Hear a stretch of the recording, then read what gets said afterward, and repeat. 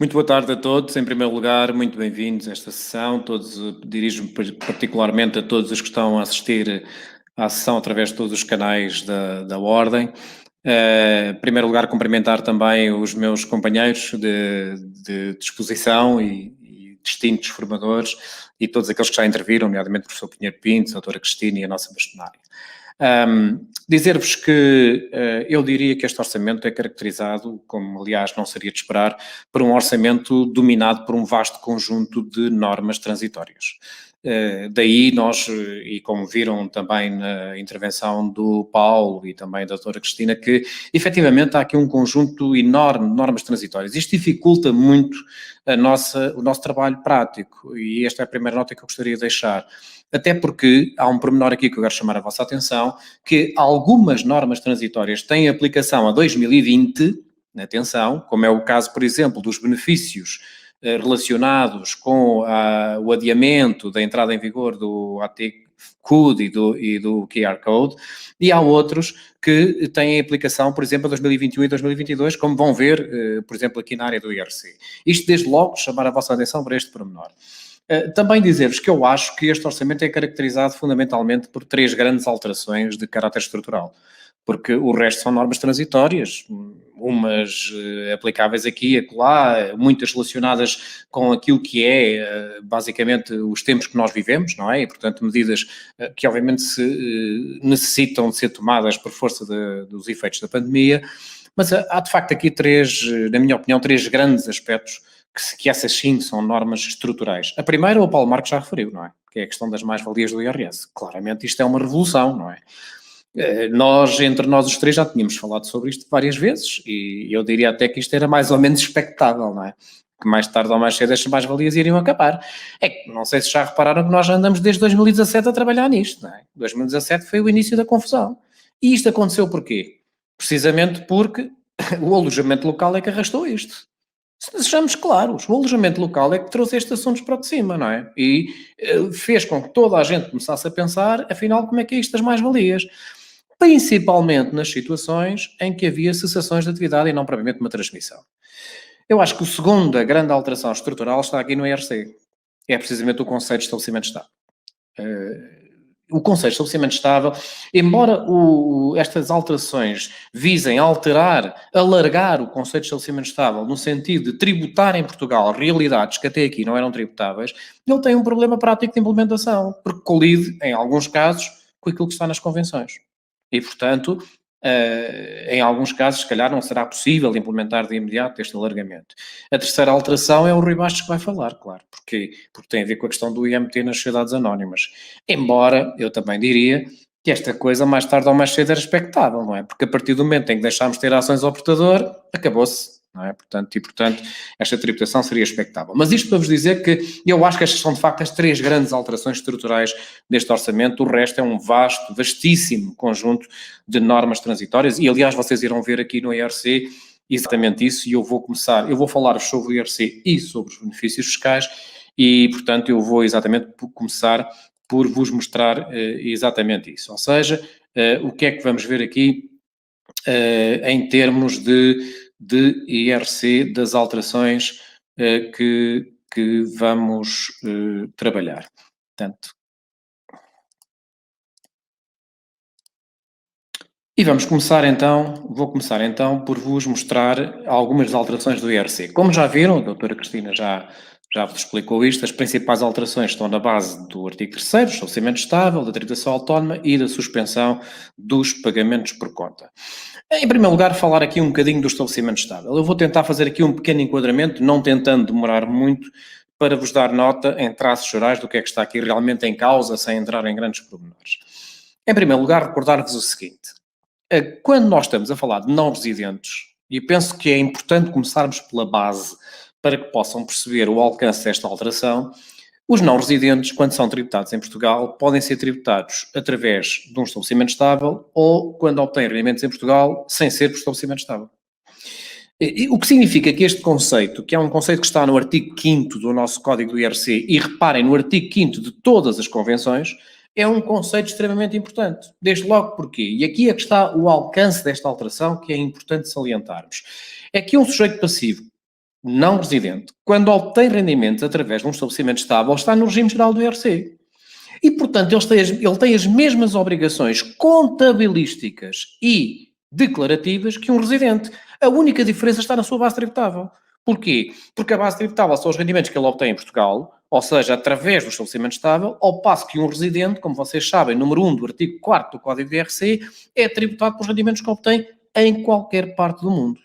Ora, isto tem logo uma alteração significativa, porque se eu estiver a falar de um sujeito passivo que até aqui não tinha estabelecimento estável e que, de acordo com estas alterações, passa a ter estabelecimento estável, logo a primeira coisa que ele tem que fazer é contratar um contabilista certificado, porque efetivamente ele tem que praticar o SNC português e tem obrigações declarativas, nomeadamente modelo 22, associadas a esta alteração. Se o sujeito passivo de um residente não tem estabelecimento estável em território nacional, ele pode ser tributado de duas formas. Ou tem uma obrigação declarativa, ou seja, tem que entregar o modelo 22, ou, eventualmente, os seus rendimentos são tributados por retenção na fonte, que, regra geral, será uma retenção na fonte a título definitivo. Em que circunstâncias é que um não residente, sem estabelecimento estável, não tem obrigação declarativa em Portugal? Vou-vos recordar que são basicamente duas, podem até ser três, mas são basicamente duas. É rendimentos prediais, rendimentos de mais-valias, sejam eles mobiliários ou imobiliários, e até alguns rendimentos de capitais que não tenham sofrido retenção na fonte. Portanto, neste caso, ele tem que entregar uma modelo 22 em Portugal e normalmente designa um representante para cumprir essa obrigação. Isto é, quando nós estamos perante uma entidade não residente, que em Portugal, por exemplo, só tem um imóvel e recebe rendas desse imóvel, ela tem que entregar a modelo 22 para tributar as rendas desse imóvel. Mas podemos estar perante outras situações divergentes, que é, por exemplo, quando uma empresa portuguesa contrata um não-residente para lhe prestar apenas um serviço em Portugal. Ora, esta entidade não tem qualquer instalação em Portugal, apenas vem cá, presta o serviço e vai-se embora. Aí, eu, quando pagar esse serviço, tenho que fazer uma retenção na fonte à taxa de 25%. Claro que esse não-residente pode afastar essa retenção na fonte. Como? Acionando a convenção. Ou seja, se ele vem de um país com o qual tem convenção com Portugal, ele basicamente tem que me entregar um certificado de residência fiscal, temos que preencher o modelo 21 RFI e eu já não lhe faço retenção na fonte. Mas isto é relativamente aos rendimentos de serviços. Porque se eu pagar juros ou royalties, ou eventualmente até dividendos, embora no caso dos dividendos seja um bocadinho diferente, porque nós temos um participation exemption, mas se eu pagar juros ou royalties, ainda que ele acione a convenção, haverá sempre lugar a retenção na fonte em Portugal, embora uma taxa diferente daquela que é a taxa interna. Portanto, será a taxa prevista na convenção. Isto para termos um enquadramento inicial do que é a tributação e o enquadramento em sede de IRC dos não-residentes. O que significa que, de facto, este conceito de estabelecimento estável, que está no artigo 5º do Código de IRC, conforme já referi, e também no artigo 5º de praticamente todas as convenções, assume aqui uma particular importância porque tudo muda de figura. Ora então, vou-vos recordar o seguinte. O que é que diz o nosso artigo 5º até aqui nos seus número 1 e 2, que são os pontos de entrada, são aqueles que não foram alterados no Orçamento de Estado de 2021. Dizem que eu tenho um estabelecimento estável, um não residente tem um estabelecimento estável, quando tem qualquer instalação fixa através da qual seja exercida uma atividade de natureza comercial, industrial ou agrícola. Ora, o que é que isto quer dizer? Isto quer dizer que não basta ter uma instalação fixa. É necessário que ele utilize essa instalação para desenvolver uma atividade. Por isso, nós sabemos que existem muitas situações de não residentes que em Portugal têm uma instalação fixa, nomeadamente um armazém, mas não utilizam esse armazém para desenvolver nenhuma atividade, mas apenas para armazenar mercadoria, o que significa que não têm estabelecimento estável. Só que aquilo que complica muitas vezes a análise deste conceito é claramente as outras situações divergentes, que são aquelas situações em que um sujeito passivo não tem nenhuma instalação em Portugal, mas pode ter um estabelecimento estável. E é nesta área que temos aqui alterações também no âmbito deste Orçamento de Estado. Conceito número 2 do artigo 5º.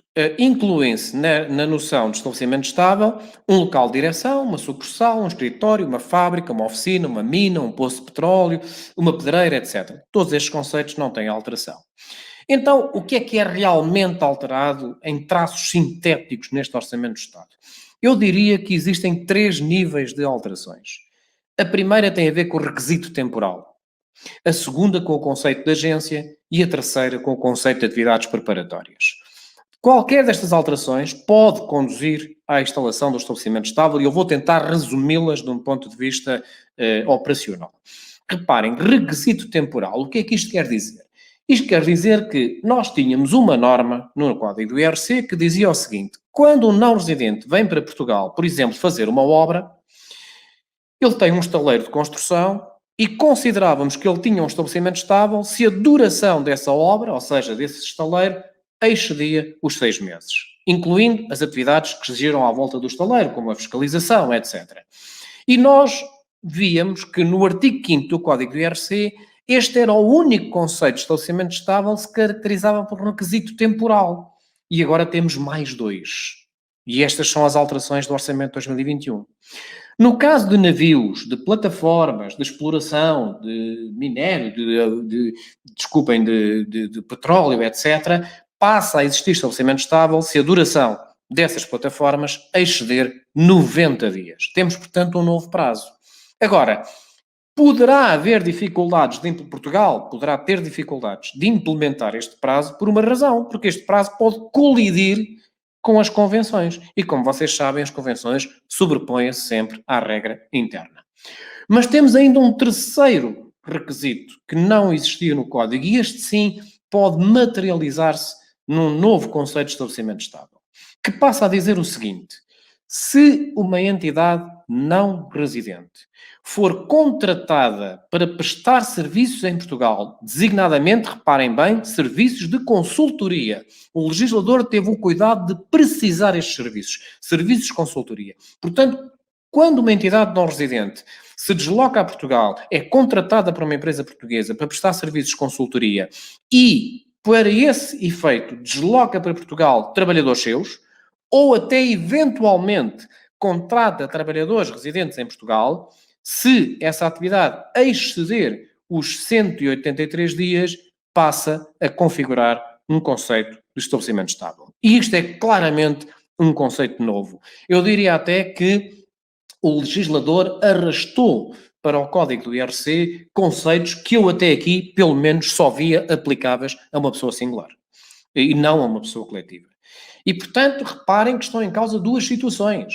Ele desloca, esta empresa não residente é contratada para prestar um serviço, designadamente consultoria, e as duas situações são viáveis. Ou ela deslocou os seus próprios funcionários para Portugal durante esse período, ou eventualmente não deslocou ninguém, mas contratou residentes em Portugal para prestar esse serviço. E as duas situações configuram estabelecimento estável.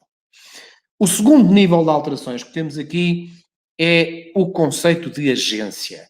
Ou seja, em que há um maior foco nas atividades desenvolvidas pelo agente, seja ele dependente ou independente. Eu até coloquei aqui independente, porque me parece que ser uma situação bastante mais relevante. Ou seja, eu vou-vos dar aqui um exemplo que eu acho que a autoridade tributária, de certa maneira, já praticava. Portanto, eu até acho que este segundo conceito não é bem um alargamento, é talvez uma melhor clarificação.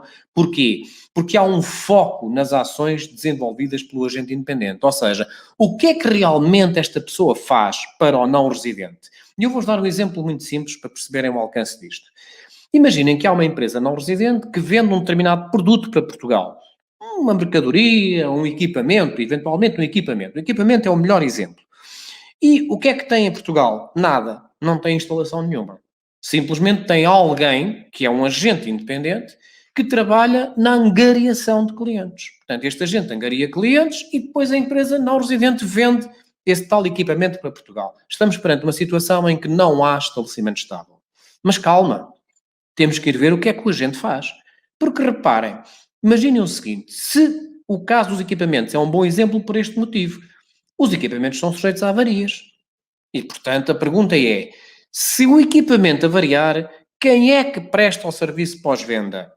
É a empresa não residente? Ou seja, o equipamento tem que ir para lá novamente para ser reparado? Ou será que existe alguém em Portugal que vai prestar esse serviço? E será que esse alguém é o tal agente independente? Porque se o for, ele está a assumir um risco numa atividade que não lhe pertence. Ou seja, estamos perante uma situação de estabelecimento estável.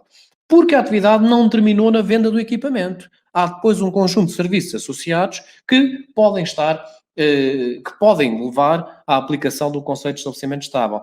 E, portanto, temos aqui um novo conceito de agência que claramente tem um foco maior nas ações do agente independente. Eu diria mesmo que As duas últimas alterações que têm aqui, das três que eu selecionei, que me parece que se podem sintetizar naquilo que está no Orçamento do Estado, ilustram um bocadinho aquilo que na contabilidade nós chamamos o princípio da substância sobre a forma.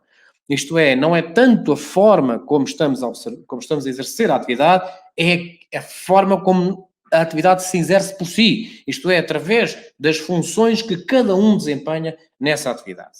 E chegamos ao terceiro conceito, que é o conceito de atividades preparatórias. E este conceito faz um alargamento do conceito de estabelecimento estável, dividido em duas partes, na minha opinião. O primeiro é a questão de o sujeito passivo que tem uma instalação fixa em Portugal, mas que não utiliza essa instalação fixa para o exercício de uma atividade comercial industrial ou agrícola, como vocês viram no número 1 do artigo 5º. Mas agora há uma nuance nova neste conceito. É que sabem que a parte final do artigo 5º do Código do IRC dizia isto, dizia que quando o não-residente tem um armazém em Portugal para expor mercadorias ou apenas para armazenar, não tem estabelecimento estável. Situação que às vezes os colegas colocam muito porque há aqui uma confusão entre o IRC e o IVA, não é? Porque muitas vezes estes sujeitos passivos estão registados para efeitos de IVA, mas não têm estabelecimento estável para efeitos de IRC. E estão registados porquê? Porque fazem compras em Portugal e querem exercer o direito à adoção. Tudo bem. Mas haviam, dentro deste conceito das atividades preparatórias ou auxiliares, havia uma norma que dizia que quando um sujeito passivo tenha uma instalação em Portugal que sirva apenas para um depósito de mercadorias, não há estabelecimento estável. Situação que agora é alterada. Porque se o sujeito passivo utilizar, não residente, essa instalação para um depósito de mercadorias com o fim de que essas mercadorias sejam entregues ao cliente final, ele passa a ter estabelecimento estável. Isto é, voltemos ao exemplo anterior. Se um não-residente, uma empresa não-residente, está a vender o tal equipamento para Portugal e esse equipamento que vem do território exterior para Portugal passa, ainda que temporariamente, por um depósito de mercadorias e só depois é que é entregue ao cliente final, esta atividade passa a configurar um estabelecimento estável. Situação que altera e alarga claramente este conceito para efeitos de IRC. A par disto, há aqui um novo conceito também, que é o conceito de entidade estreitamente relacionada. O que é que isto quer dizer? E aqui vai-nos obrigar, eu vou aqui avançar para não estar a massacrar-vos com isto, mas claramente analisar isto. Reparem, novo número 10 do artigo 5º. Considera que existem relações estreitas quando uma das empresas controla a outra ou quando ambas estejam sob o controle das mesmas, designadamente sempre que uma delas tenha 50% da outra ou existe um terceiro que tem 50% das duas. O que é que isto quer dizer e qual é a relevância disto para efeitos do conceito de estabelecimento estável? Ora bem, voltemos ao exemplo da empresa que vende mercadorias para Portugal. Ela vende mercadorias e as mercadorias temporariamente estão num depósito ou num armazém de outra entidade não residente e, portanto, nós estamos a analisar, nós até aqui analisávamos separadamente a atividade que estes dois sujeitos passivos exerciam e dizíamos não há estabelecimento estável em Portugal.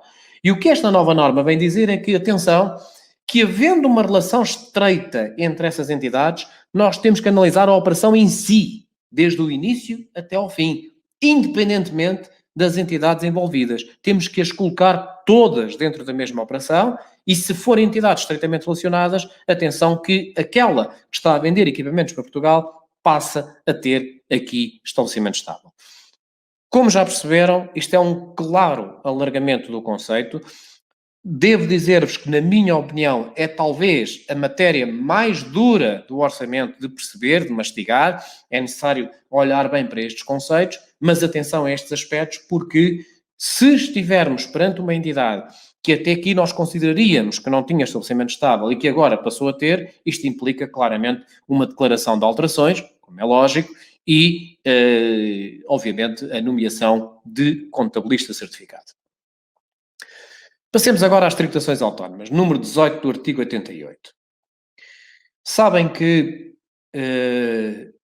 eu já faço formação sobre Orçamento de Estado há alguns anos. Eu já não tenho bem na memória qual terá sido o primeiro ano em que eu fiz formação de Orçamento de Estado, mas creio que andará lá por voltas de 1997 ou uma coisa do género. E muitas vezes eu repito aos meus formandos esta nota que é cuidado com as alterações na especialidade. Porque normalmente as alterações na especialidade são um bocadinho descuidadas. Nós verificamos isto constantemente e nos últimos orçamentos isto é muito visível. E o que aconteceu aqui? De repente, e como vocês viram por aquilo que a doutora Cristina já disse no início da sessão, isto é uma proposta do PAN, em que se descobriu que, afinal, estes veículos poluem tanto como os outros. E, portanto, se não tiverem uma bateria com uma autonomia mínima de 50 km e com emissões inferiores a 50 gramas de CO2, ok, não tem razão para ter benefícios no âmbito do IRC. E, portanto, esta alteração foi apresentada durante a discussão na especialidade, foi aprovada pela generalidade dos partidos e eliminou-se a redução da tributação autónoma e eliminou-se a redução do ISV também neste sentido. Mas levanta-se aqui uma questão. E o IVA?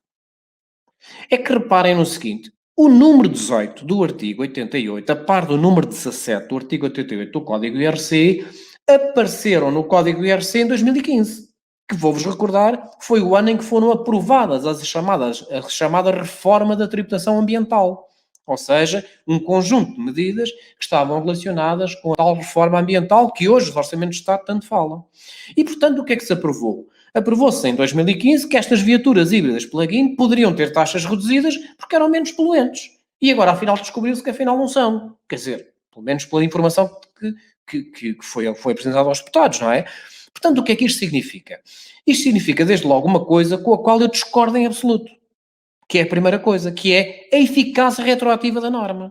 Porque, como a doutora Cristina disse muito bem, nós estamos a falar de tributações autónomas e as tributações autónomas incidem sobre gastos. O que quer dizer que todos os gastos suportados a partir de 2021 já serão tributados às taxas normais e não aos 5, aos 10 e aos 17,5 que aqui estão referidos. Ora, isto tem eficácia retroativa, porque quando uma empresa comprou uma viatura com estas características, não estava à espera que 1 ou 2 anos depois esta norma fosse alterada, porque estamos a falar de uma norma de incidência sobre gastos e desde logo tem esse problema.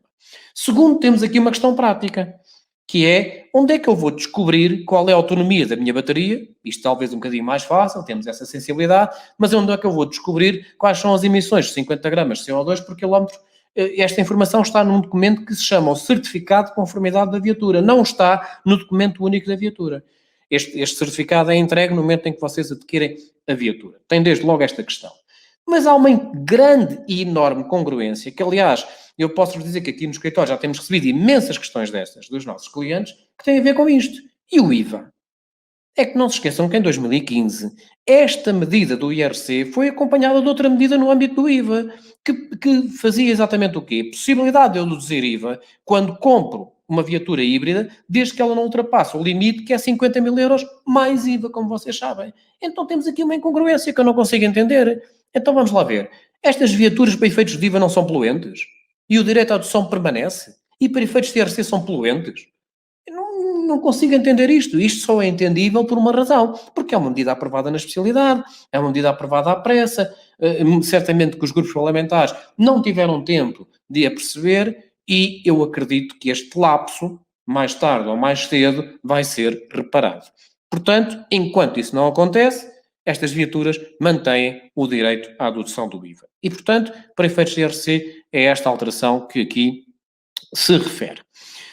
Outro ponto importante que está neste Orçamento do Estado tem a ver com o chamado número 14 do artigo 88, que, como vocês sabem, determina que a tributação autónoma é agravada em 10 pontos percentuais quando um sujeito passivo apresenta prejuízos.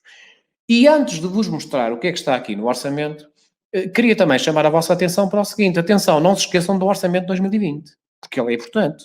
Porque o Orçamento de 2020 introduziu aqui uma alteração. Não é propriamente o número 14, mas sim o número 15. É que em 2020 já tinha sido aditada uma norma ao artigo 88, que é o número 15, que diz que se o sujeito passivo estiver no início de atividade ou no seguinte, não tem este agravamento. Norma que faz parte do Código do IRC. Ao passo que o que aqui estão a ver é uma norma transitória. E esta norma tem eficácia retroativa.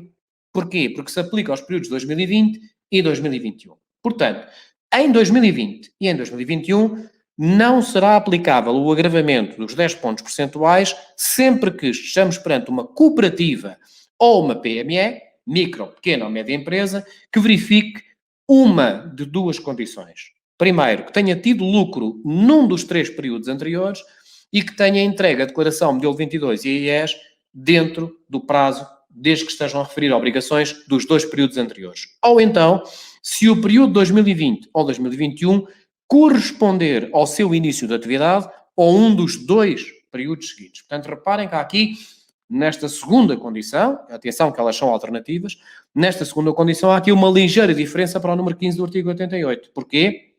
Porque o número 15 do artigo 88, que está no Código de IRC, diz que é o primeiro ou o segundo ano de atividade. Esta norma diz que é um dos 3 primeiros. Portanto, se o 2020 ou 2021 for um dos 3 primeiros. Eu vou colocar-vos aqui 2 situações. Imaginem a seguinte situação. Um sujeito passivo de IRC, que se qualifica como PME, apresenta em 2020 um prejuízo. Imaginem que esta empresa teve prejuízo em 18 e 19, mas em 2017 teve lucro.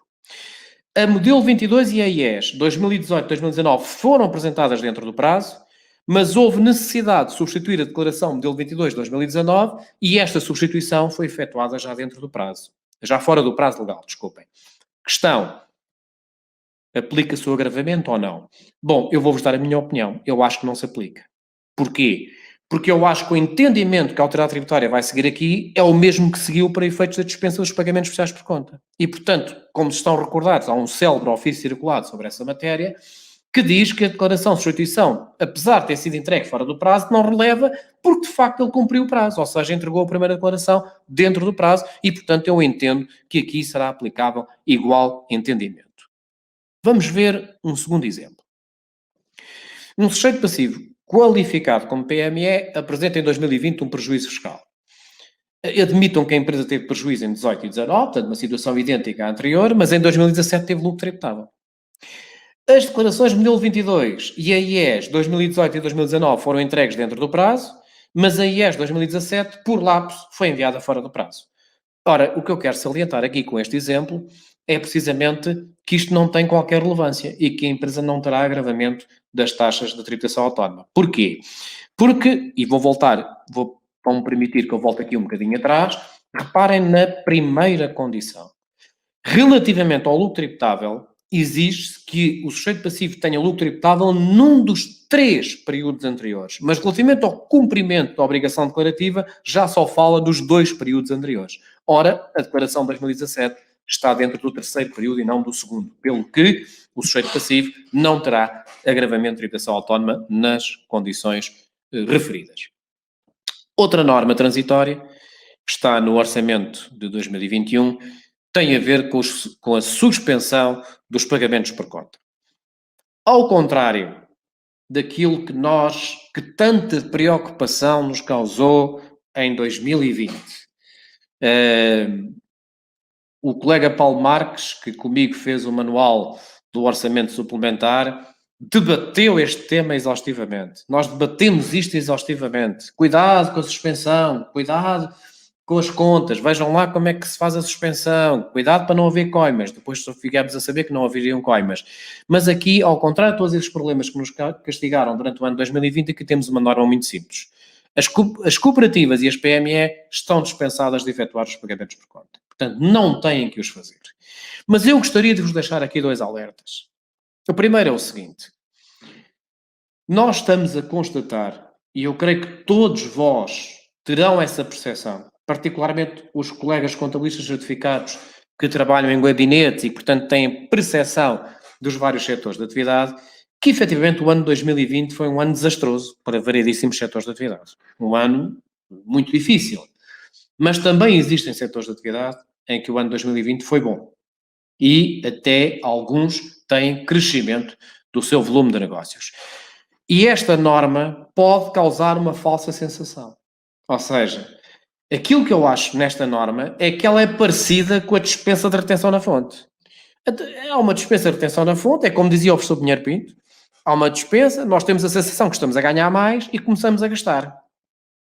Mas o problema vai acontecer em maio de 2022. É que nós não fizemos nenhum pagamento por conta e depois temos uma autoliquidação brutal e não temos tesouraria para pagar. Portanto, cuidado com esta dispensa. É a primeira recomendação que eu vos deixo. Ou seja, se for necessário, fazer algum pagamento por conta. E a segunda tem a ver com o seguinte. Se porventura for necessário fazer um pagamento por conta, atenção aos prazos. Porque eu não posso, obviamente, eu vou deixando andar a atividade durante o ano de 2021 e depois até chego à conclusão que se calhar mais vale a pena fazer algum pagamento por conta, falando com o empresário, com o gerente, com o diretor da empresa, e vou entregar um pagamento por conta em dezembro dizendo que é o primeiro pagamento por conta. Não pode. Eu não tenho que fazer nem o primeiro nem o segundo, mas se entregar um pagamento em dezembro, eu estou a entregar o terceiro. E tenho que preencher a minha guia de acordo com isso, porque caso contrário, eu caio numa situação de juros, situação que, aliás, nós já alertámos a propósito do regime que vigorou durante o período durante este período transitório que nós vivemos, entretanto, não é? Isto é o que eu tinha para vos falar sobre o IRC e agora vou falar também sobre os benefícios fiscais.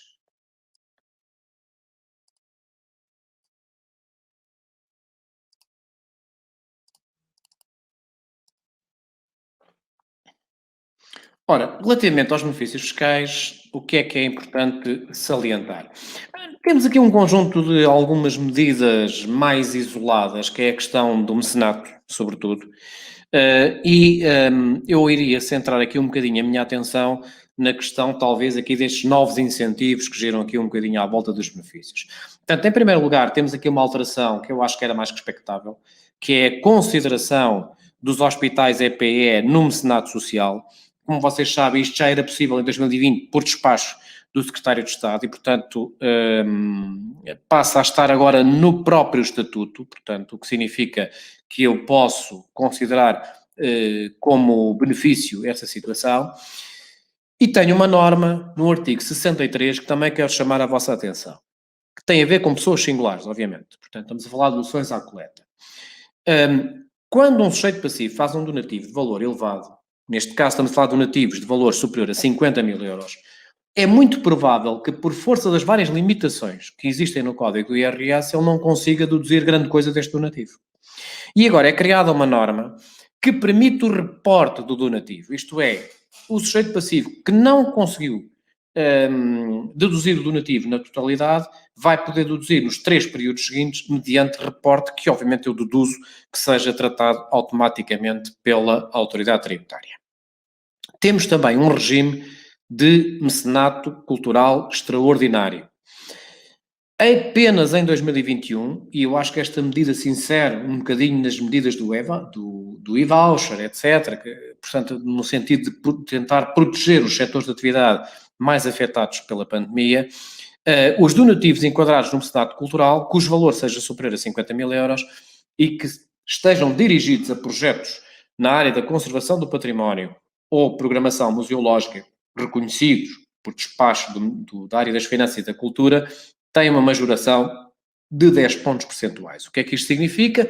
Significa que, regra geral, o mecenato cultural tem uma majoração de 30% em relação aos donativos e esta majoração passará para 40%.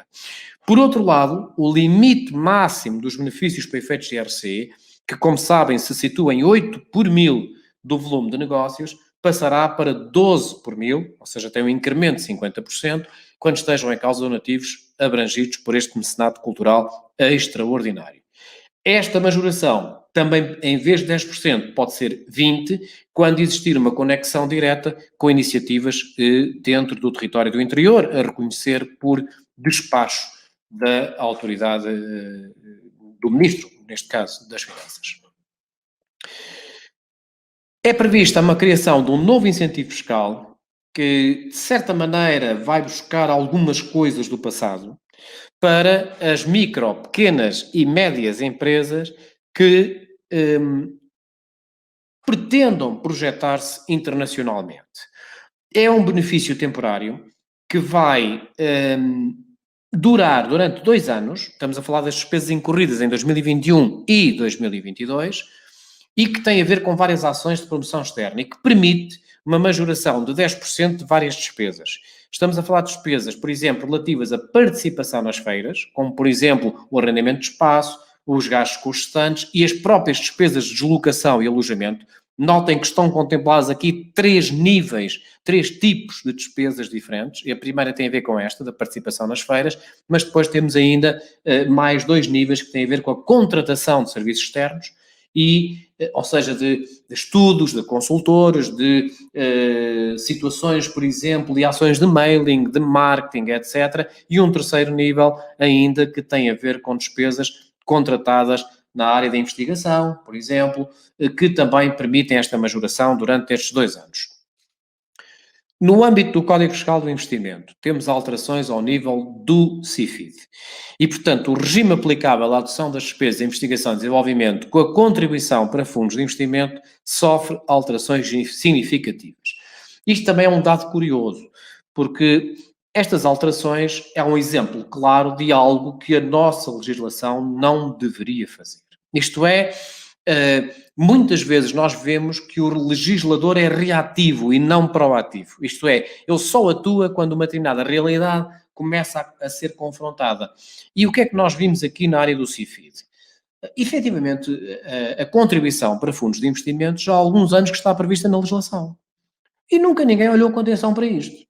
A partir do momento em que estes fundos se começaram a constituir, apareceram junto das empresas, a fazer ações de marketing, etc., e a usufruir de benefícios fiscais, o legislador percebeu que estes fundos necessitavam de uma maior regulamentação. Ou seja, que estes investimentos necessitavam de ser regulamentados. E daí verem que já tivemos aqui alterações em 2019, já tivemos alterações em 2020 e voltamos a ter alterações em 2021. E as alterações de 2021 dirigem-se, na maior parte, aos fundos, não é? Portanto, os fundos apenas passam a relevar para efeitos do CIFID os fundos que financiem empresas dedicadas à forma de investigação e desenvolvimento, mas sobre a forma de investimento em capital próprio ou quase capital, condição que até hoje não existia.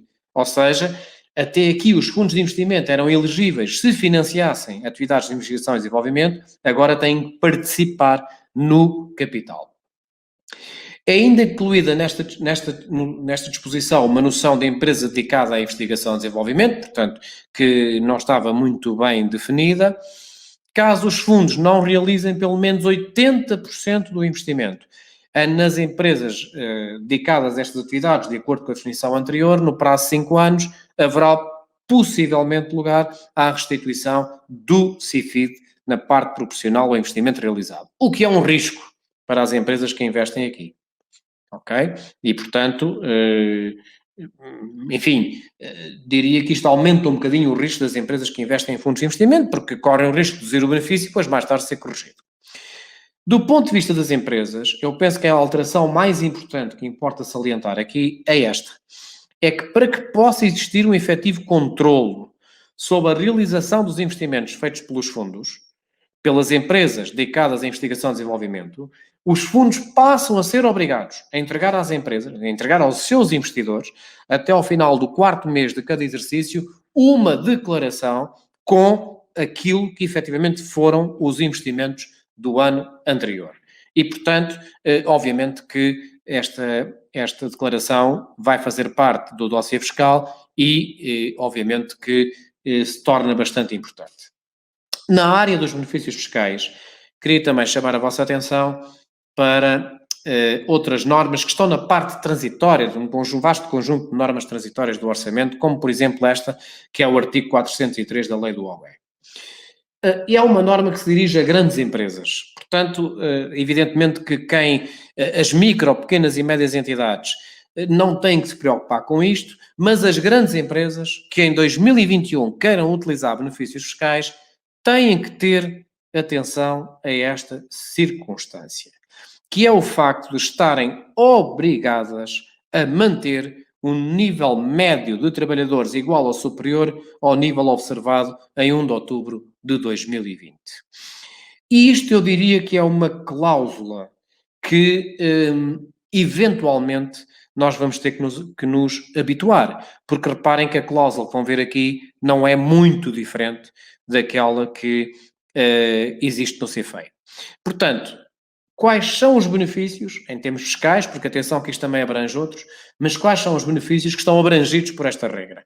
São a remuneração convencional do capital social, os benefícios contratuais, o REFAI, o CIFID e o CEFEI. Portanto, as grandes empresas que queiram utilizar estes benefícios em 2021 ou até as linhas de crédito com garantia do Estado estão proibidas de cessar contratos ao abrigo de 3 modalidades: despedimento coletivo, extinção de postos de trabalho e inadaptação.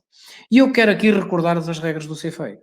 Reparem, qualquer empresa, seja grande ou pequena, seja PME, micro ou grande, para utilizar o CEFEI tem uma regra idêntica a esta. Só que no CEFEI estão contempladas apenas a proibição de despedimento ao abrigo de 2 modalidades, que é o despedimento coletivo e extinção de posto de trabalho. Reparem que aqui há uma terceira modalidade, que é a inadaptação, e a par de estarmos aqui perante uma norma que só tem aplicação em 2021.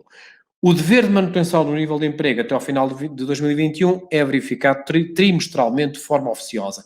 Notem que esta limitação, digamos, à adoção de benefícios vai ser ainda regulamentada por portaria, onde certamente irá ser explicado como é que esta verificação é feita de forma oficiosa. Agora, parece-me que há aqui também algo para discussão, principalmente quando estamos a falar do CEFEI. Porque, como vocês sabem, o CEFEI aplica-se a qualquer tipo de sujeito passivo e nós vamos ter aqui 2 regras. Isto é, uma grande empresa que fez investimentos em 2020 tem uma regra, uma grande empresa que faça investimentos em 2021 tem uma regra diferente, ainda que esteja a utilizar o mesmo benefício fiscal. O que quer dizer que, de facto, e como eu dizia no início da minha intervenção, que estes regimes transitórios levantam-nos sempre algumas questões quando estamos aqui a aplicar, e por vezes são as questões mais complexas e precisamente por esse motivo. E era isto que eu tinha para vos transmitir relativamente ao IRC e aos benefícios fiscais, e agora vou passar a palavra ao meu colega Rui Bastos.